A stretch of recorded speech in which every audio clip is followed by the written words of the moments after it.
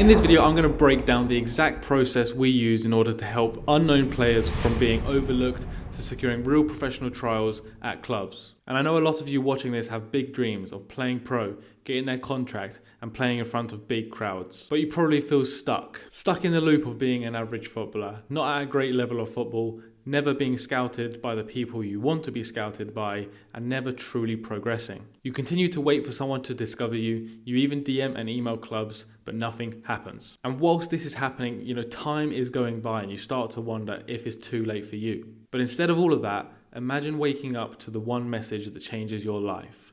Imagine waking up to the trial invite from a professional club. Waking up with real purpose, playing in front of big crowds, professional clubs, and finally getting that one chance you truly deserve. By the end of this video, you're going to know exactly what you need to do step by step, because it's exactly what we do. So let's get into it. So I'm going to start by saying something out loud that no one really wants to admit within the football world.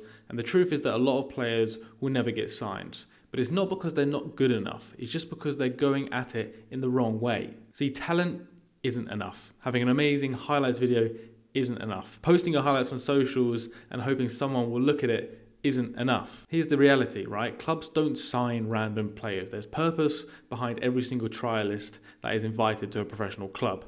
And there's even more strategy behind every signing that a club makes. So 90% of signings will come from someone who recommended the player to the club. And that's probably the piece you're missing. So step one is something I've spoken so much about, it's getting boring to even listen to at this point, right? But it's about truly understanding the level of football you're currently at. So many players want to shoot for their stars when they're not even on earth yet. So many players get this wrong, like seriously, they don't understand what level they're at.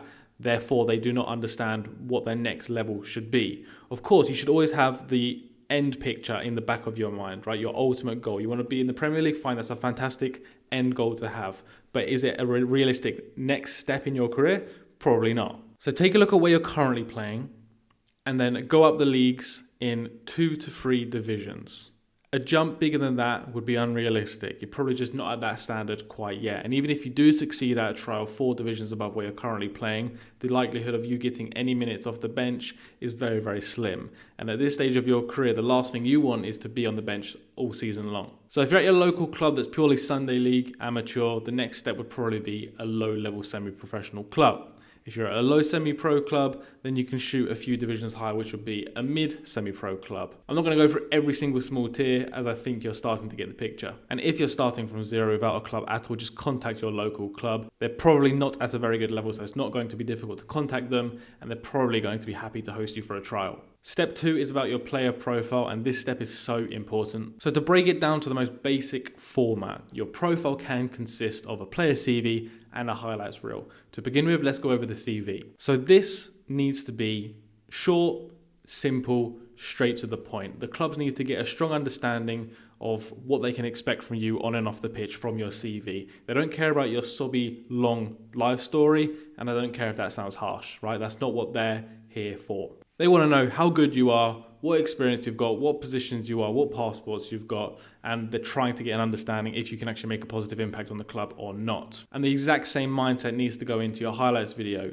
So trying to make your highlights video longer by adding boring clips that, showing 5-yard passes and replays are not going to get you anywhere, right? You need to think of the mindset of the person who's going to be watching these videos. So they're going to be football agents, scouts, coaches, consultants, things like that. What do all these people have in common? They're professional business people. Therefore, for them, time equals money. So they can't sit around all day wasting their time reading through your life story or watching a replay of one of your goals 82 times. And if you haven't got any clips at all of your matches, that should be your next goal. And I don't care how good they are, I don't care how bad they are. At the end of the day, any clips are so much better than no clips at all. So even if you're just playing Sunday League, get a friend, get a teammate, get an opponent, get your neighbor, get your dog to just go out there to your game, use your phone to record some clips, all right? It's better than nothing. Third tip is a pretty massive one, and it's stop cold DMing clubs or emailing clubs, right? Instead of that approach, think of networking. Think of trying to connect to real people, trying to see who they know. You never know who can help, right? In the world of football, you'll come to understand it's such a small world. Everyone knows everyone, or someone knows everyone, to put it in a better way, basically. So give people the time of the day, connect to anyone and everyone in the football world, and you never know who can truly help you. Especially if you're starting quite low and you're now trying to make your way up the ladder of football, connecting and networking within the semi-professional world of football isn't difficult at all. A lot of these clubs do have a social presence, and so do their coaches and other members of the club, and therefore with some very basic research you can find these people. So if you're going to approach this section on your own, it is up to you to just do the work, unless you want to bring someone in to help you to connect the dots basically. The fifth tip I'm going to give today is by using an actual proven system. This is exactly what we do for our players, and I don't mean to plug our services at all. Whether you use us or someone else within the space who does it successfully, I'm all for it. But by using someone who can actually guarantee you success will be such a huge shortcut for you, and you'll save years and you'll get to your goal so much quicker than if you were to do it alone, right? So if you have someone who can network for you, help you with networking, or at least just show you a system and strategy that does work efficiently, then you will succeed in networking and finding trials. Just as a small plug, if you did want to figure out whether our services are a good fit for you within networking, you can apply for a free consultation with our team. That'll be the first link in the description. For the next segment, I'm just going to quick fire some frequently asked questions that I know a lot of players have got on their mind, so bear with me. I live in a small town. All right, that very small town of yours probably has some form of football club, as well as the surrounding towns and villages. Worst case scenario, you don't have anywhere within a 30-kilometer radius, so you have to get a 40-minute bus to training. That's one of the sacrifices that you need to make as a footballer. It's simple. It all comes down to how bad do you want it. My country has no opportunities. I speak to hundreds of players a week from every single country in the world. They all say the same thing. So you all agree with each other that football is very difficult to make it. But just because it's difficult in your country, it does not mean it's easier somewhere else. Football is one of the most difficult industries to succeed in. If you just look at the numbers, the percentages are against you. And if you allow yourself to have excuses, set yourself excuses, you're just setting yourself up to fail. So instead of having an outlook as, the world's against me, it's super difficult where I am, do what you can with what you have, essentially, where you are. So if you're in Nigeria and your thinking is full of corruption, you might be correct. You might have a more difficult situation than someone like me who's from Europe. But can you control that?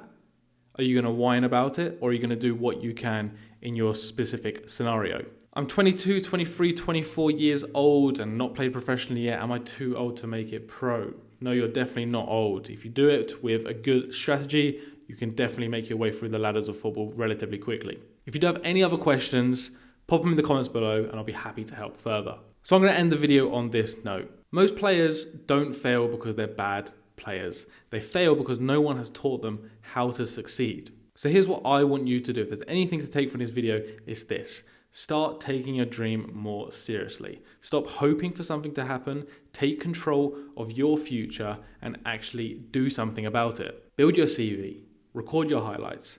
Start building your network and start connecting to random people within the football industry. And if you do need someone to give you that final push to truly help you every step of the way, again, link in the description. The next transfer window is right around the corner. I hope you're not going to sit around and watch another one slip by. So don't settle for another year of average football. Get hungry, get motivated, and take action.